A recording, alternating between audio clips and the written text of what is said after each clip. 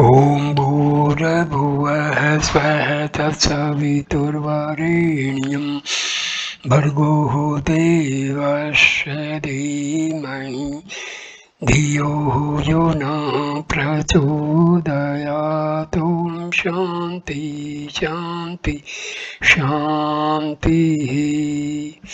Namaskar my dear friends, this is video number 34 on Talks with Sri Ramana Maharshi. This video starts with talk number 457. 12th February 1938. Talk number 457. Mrs. Rosita Forbes was said to be in India. Sri Bhagwan said, "The explorers seek happiness in finding curiosities, discovering new lands, and undergoing risk in adventures. They are thrilling. But where is pleasure found? Only within. Pleasure is not to be sought in the external world." 13th February 1938, talk number 458. Sri Bhagwan said that non-dual idea is advised, but not Advaita in action. How will one learn Advaita if one does not find a master and receive instructions? Is there not duality then? That is the meaning. Talk number 14th February 1938. Talk number 459. Quoting Alexander Selkirk's soliloquy, Sri Bhagwan said, "The happiness of solitude is not found in retreats. It may be had even in busy centers.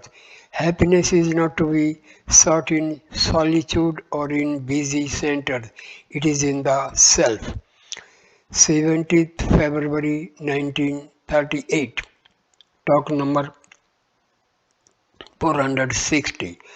Observing the moon before the rising sun, Sri Bhagwan remarked, "See the moon and also the cloud in the sky. There is no difference in their brilliance. The moon looks only like a speck of cloud. The Jnani's mind is like this moon before sunlight. It is there but not shining of itself." 18th February 1938. Talk number 461. As Sri Bhagwan was going through the letters which arrived this day, he read out one of them as follows. A Brahmin boy working in a household went to sleep as usual. In his sleep he cried out. When he woke up, he said that he felt his prana going out of the body through the mouth and nostrils. So he cried. Soon after, he found himself dead and the soul taken to Vaikuntha, where God Vishnu was surrounded by other gods and devotees with prominent Vaishnavite marks on their foreheads. Vishnu said, "This man should be brought here at 2 o'clock tomorrow. Why has he been brought here now?" The boy then woke up and related his experience. The next day at 2 o'clock he passed away. 19th February 1938, talk number 462. Mrs. Dhar had been anxious to ask some questions and get help from Sri Bhagwan. She approached him with great hesitation and gently related her troubles. "My attempts at concentration are frustrated by sudden palpitations of the heart and accompanying hard, short, and quick breaths.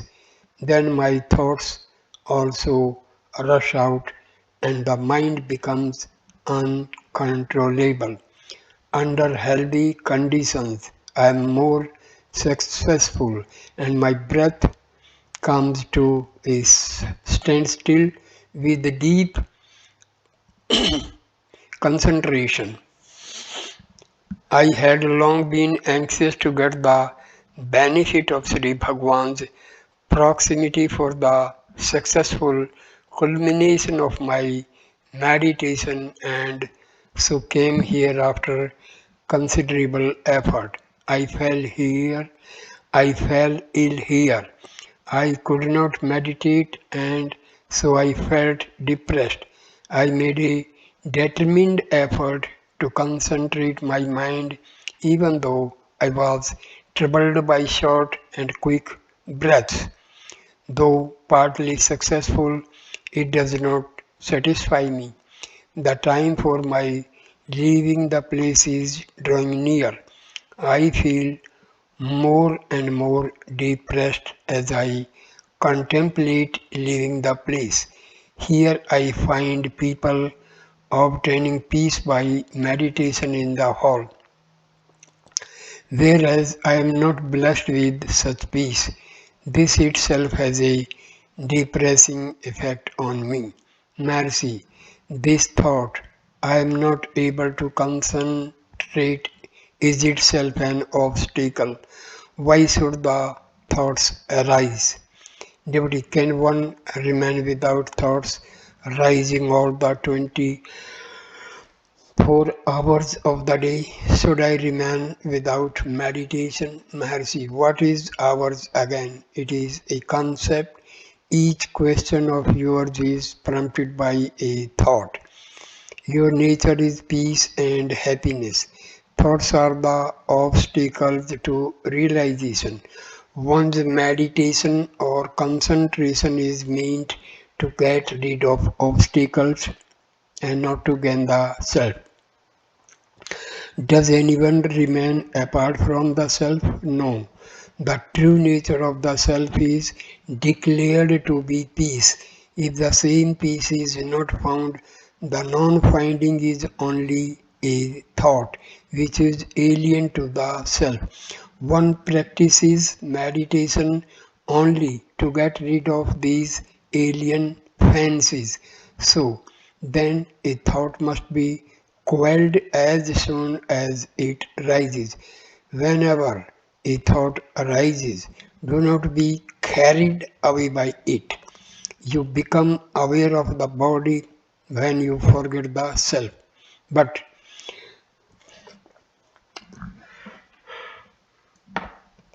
But can you forget the self? Being the self, how can you forget it? There must be two selves for one to forget the other. It is absurd. So the self is not depressed, it is not imperfect, it is ever happy. The contrary feeling is a mere thought which has actually no stamina in it. Be rid of thoughts. Why should one attempt meditation? Being the self, one remains always realized. Only be free from thoughts. You think that your health does not permit your meditation. This depression must be traced to its origin. The origin is the wrong identification of the body with the self. The disease is not of the self, it is of the body.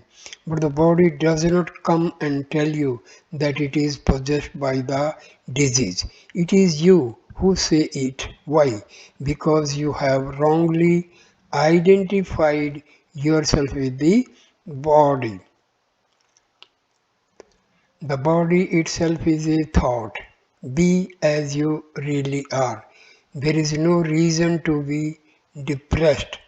The lady was called away and she retired The question was, however, pursued as follows. Devotee, Sri Bhagwan's answers do not permit us to put further questions, not because our minds are peaceful, but we are unable to argue the point. Our discontent is not at an end. For the physical ailments to go, the mental ailments should go. Both go when thoughts go. Thoughts do not go without effort. Effort is not possible with the present weakness of mind.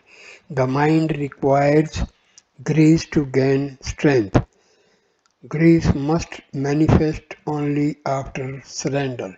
So all questions, wittingly or unwittingly, amount to asking for Sri Bhagwan's grace. Maharshi smiled and said, Yes, devotee, surrender is said to be bhakti, but Sri Bhagwan is known to favor enquiry for the self. There is thus confusion in the hearer. Maharshi, surrender can take effect only when done with full knowledge. Such knowledge comes after enquiry. It ends in surrender. Devotee, the knowledge of the Supreme Being is after transcending the individual self. This is jnana. Where is the need for surrender? Maharshi, quite so. There is no difference between jnana and surrender. Smile. Devotee, how is the questioner satisfied then? The only alternative left is association with the wise or devotion to God, satsanga or Ishvara Bhakti. Mercy smiled and said, Yes. 21st February 1938. Talk number 463. In the course of the conversation, Sri Bhagwan spoke appreciatingly of the services of Plani, Sami and Ayasami, his former attendants. He said that they raised in the garden two crude platforms which were occupied by himself and Plani Sami. They were most comfortable. They were made of straw and bamboo mats and were even more comfortable than the sofa here. Palani Swami used to pass through the footpath between rows of prickly pear to bring bagged food every night from Kijnathur through Sri Bhagwan. Though Sri Bhagwan protested, Palaniswami persisted in doing so. He was free from greed or attachment of any kind. He had earned some money by service in the streets settlements and deposited his small savings with someone in the town from whom he used to draw in his emergencies. He was offered a comfortable living in his native village, which he refused and continued to live with Sri Bhagwan till the end. Ayasami had worked under a European in South Africa and was clean, active and capable. He could manage even 10 ashramams at a time. He was also free from any attachment or greed. He was loyal to Plani Sami, even fond of him. He was more capable than the other.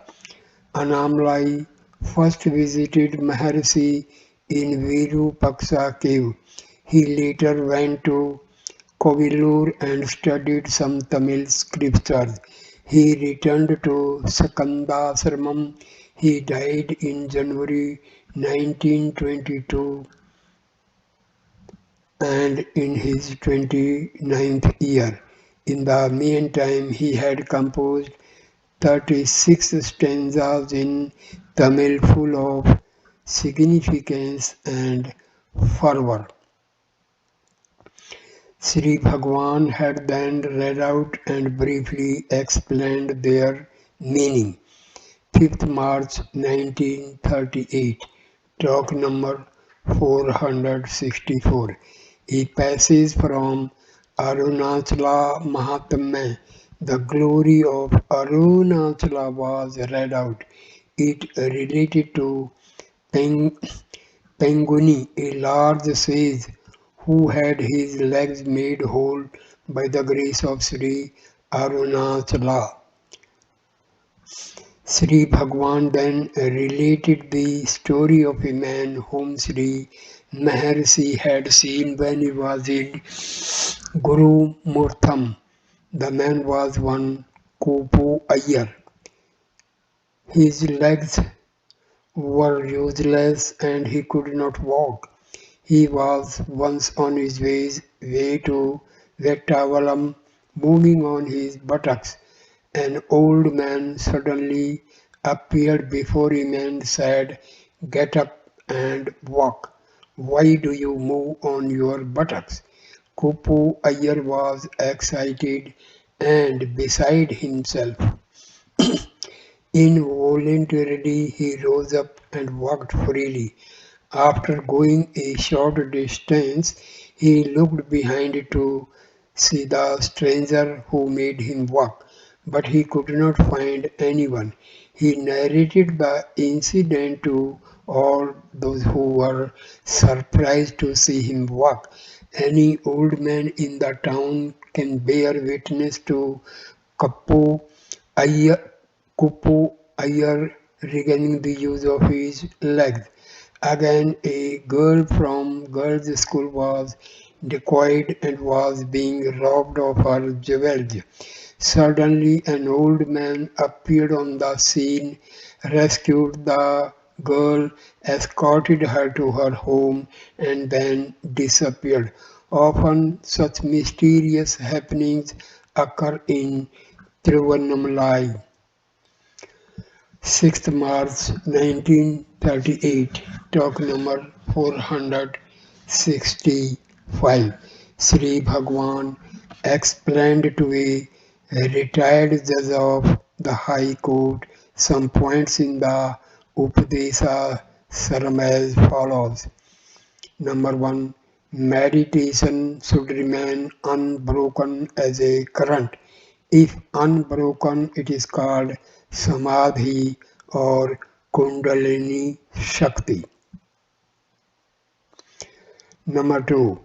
The mind may be latent and merged in the self. It must necessarily rise up again. After it rises up, one finds oneself only as ever before. For in this state, the mental predispositions are present there in latent form to re-manifest under favorable conditions. Third, again the mind activities can be completely destroyed. This differs from the former mind, for here the attachment is lost, never to reappear. Even though the man sees the world after he has been in the samadhi state, the world will be taken only at its worth. That is to say, it is the phenomenon of the one reality. The true being can be realized only in samadhi. What was then is also now. Otherwise, it cannot be a reality or ever present being. What was in samadhi is here and now too. Hold it and it is your natural condition of being. Samadhi practice must lead to it. Otherwise, how can Nirvikalpa Samadhi be of any use in which a man remains as a log of wood?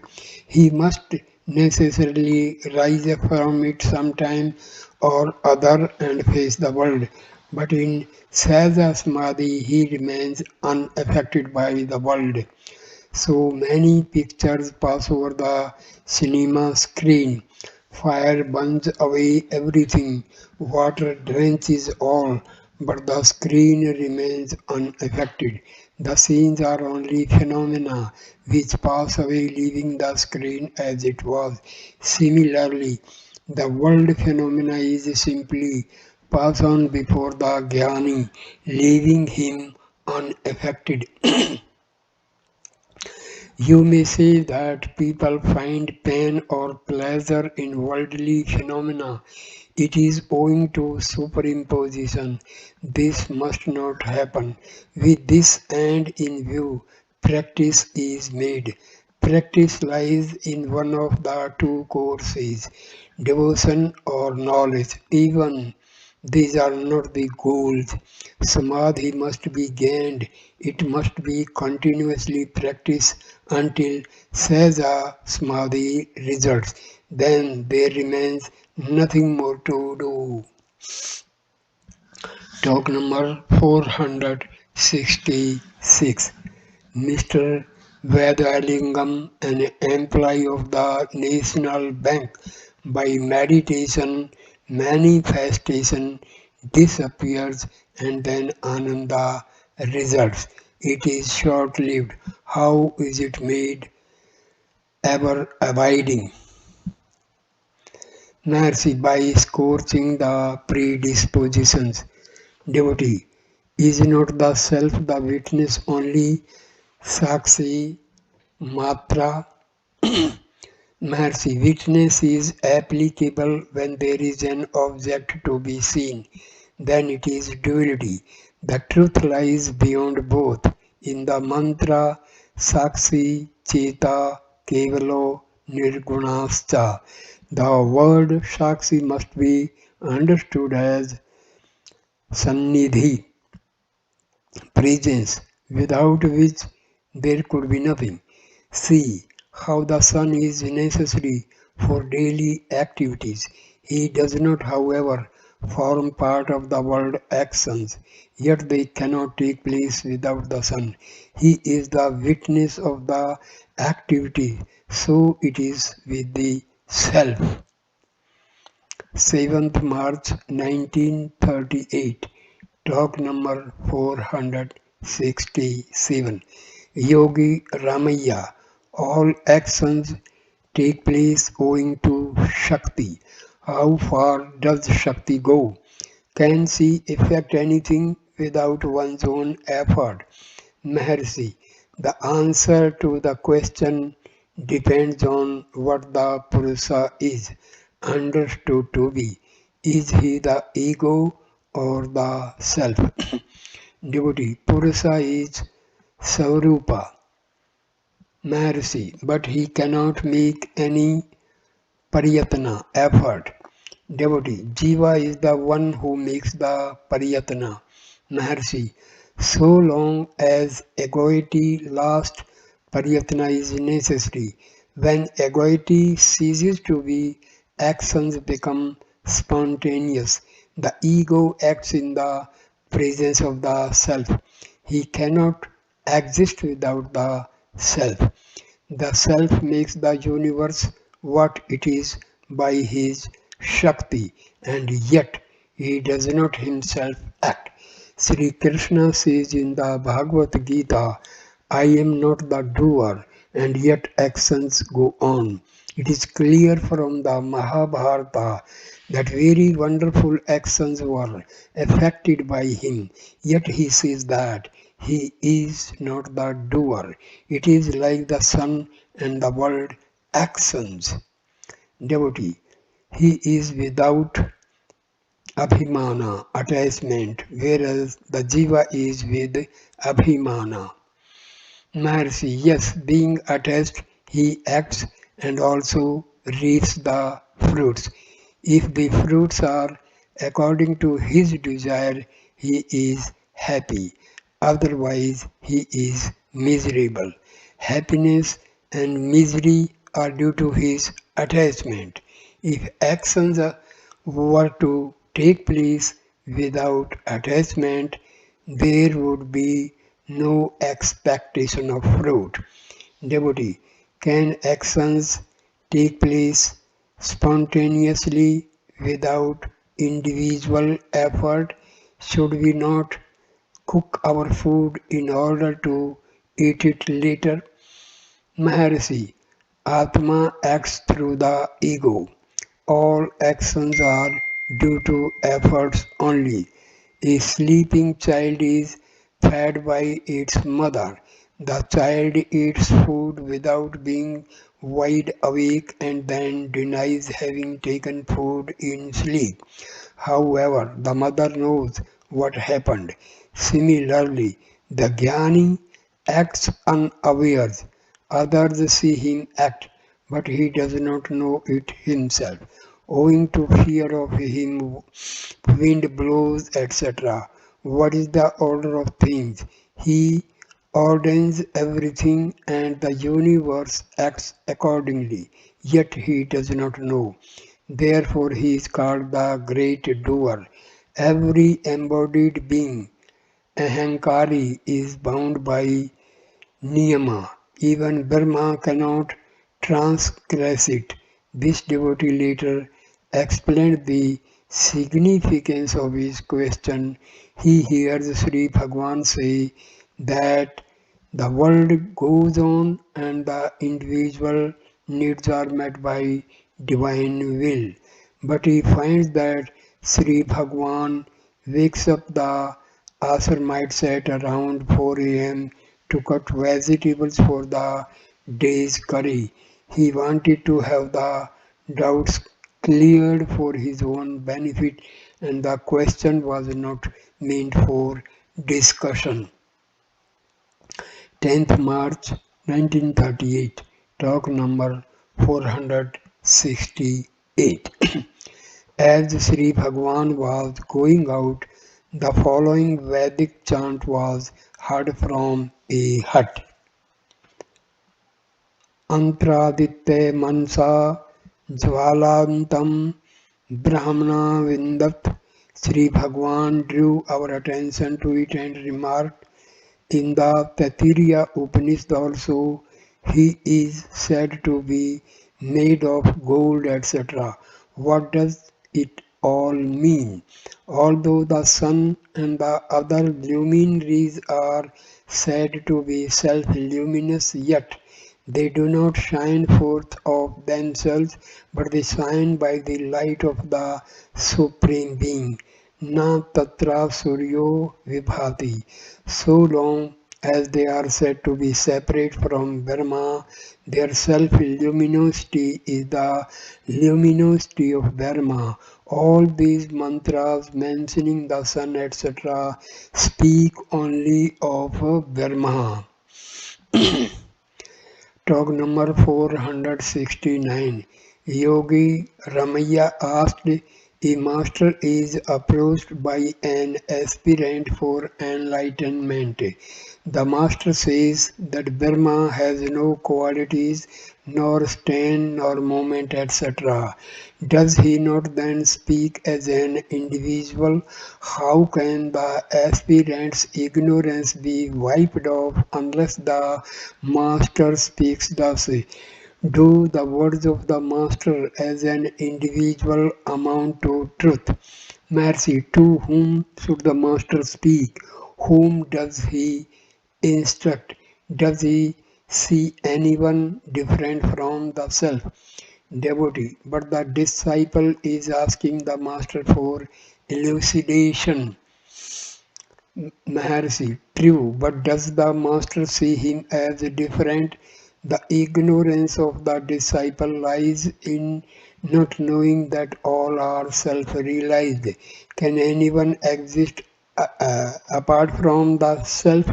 The master simply points out that the ignorance lies there and therefore does not stand apart as an individual. What is realization? Is it to see God with four hands, bearing conch, wheel, club, etc.? Even if God should appear in that form, how is the disciples' ignorance wiped out? The truth must be eternal realization. The direct perception is ever present experience. God Himself is known as directly perceived. It does not mean that He appears before the devotee as said above. Unless the realization be eternal, it cannot serve any useful purpose. Can the appearance with four hands be eternal realization? It is phenomenal and illusory. There must be a seer.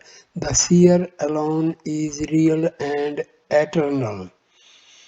Let God appear as the light of a million suns. Is it pratyaksha? To see it, the eyes, the mind, etc. are necessary. It is indirect knowledge, whereas the seer is direct experience. The seer alone is pratyaksha. All other perceptions are only secondary knowledge. The present superimposition of the body as I is so deep rooted that the vision before the eyes is considered pratyaksha, but not the seer himself. No one wants realization because there is no one who is not realized.